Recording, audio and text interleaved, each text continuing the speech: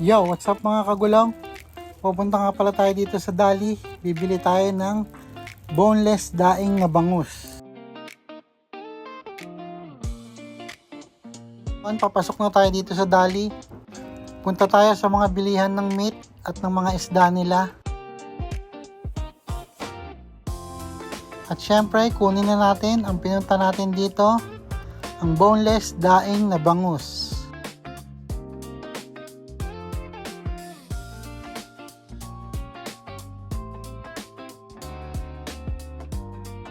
At ayan na, babayaran na natin ang ating binili. Tara, lutuin na natin ang boneless daing na bangus. Iniwa ko nga pala sa gitna kasi hindi kasya sa pagpiprituhan natin. Mahirap iprito ng buo. Siyempre, babalik ta rin natin yan para yung kabila naman ang maluto. Ayan na, luto na ang ating bangus. Siyempre, may katero na yung pipino at garlic mayo. Yo, what's up mga kagulang? Welcome back to my vlog. Tara, kain! Ito na yung niluto natin na daing na boneless bangus at meron tayo ditong pipino at sawsawang garlic mayo. Siyempre, bago tayo kakain, magpe-pray muna tayo. Ama, maraming salamat po sa biyayang nakahain sa aming pagkainan ngayong araw na ito. Sa pangalan po ni Jesus, dakila po namin tagapagligtas. Amen. So, paano mga kagulong? Let's eat! Ano ba mo? Natin. First bite mga kagulong. Quality. Pag kumain si Idol, lahay na Yan po, second bite para sa mga mahal nating basya. Mga viewers niya, Oops, laging nakaabang, pati yung mga haters niya na walang alam. Kahit simpleng ulam, nagiging espesyal dahil sa vibes niyang tunay at natural. Hindi Siyempre, ang third mayabang, bite solid natin na para sa mga mahal nating Kaya supporters. maraming ang sumusuporta. Oops, Kada ako naman ulit. upload ay nakakagutom, mapapakain ka nang wala sa oras. Busog ka na nga, sol pa sa aliwan, ano pa hinihintay, kainan na naman. Pagtunog intro, tara nang manood, Unico Vlog, always all good. Kain lang ng kain mga kagulong.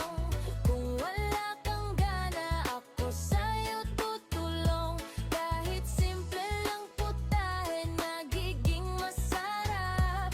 Gulay man o karne, basta nasa kanyang harap. Paborito niyang pagkain, lahat ng mga gulay, masustansya na pampahaba pa ng buhay. Kaya halika na tayo ay kumain na, pakilike, i-follow and share na rin para lahat ay masaya.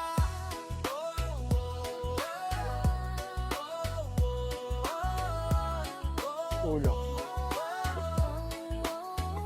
Automatic good vibes ang dala-dala. Hindi lang pagkain ng kanyang content, kasama ang respeto at pagharap. Pinapakita niyang libre ang mangarap. Kapag sipag at tiyaga, laging totoo. At ang hindi mo niloloko ang tao, na kahit simpleng tao may pagkakataon. Lumaban ka ng patas, para sa'yo yon. Huwag ka mawalan ng pag-asa, hanggang dulo tuloy lang ang biyahe. Mas marami pang content ang mabibigay pre. Pagdating sa sipag, walang iwanan, lalong-lalo na sa hapagkainan. Kain lang ng kain mga kagulong. Kung wala kang gana, ako sa'yo tutulong. Kahit simple lang putahe, nagiging masarap. Gulay man o karne, basta nasa kanyang harap. Paborito niyang pagkain, lahat ng mga gulay, masustansya na pampahaba pa ng buhay. Kaya halika na tayo ay kumain na, Takbat mga kagulong. follow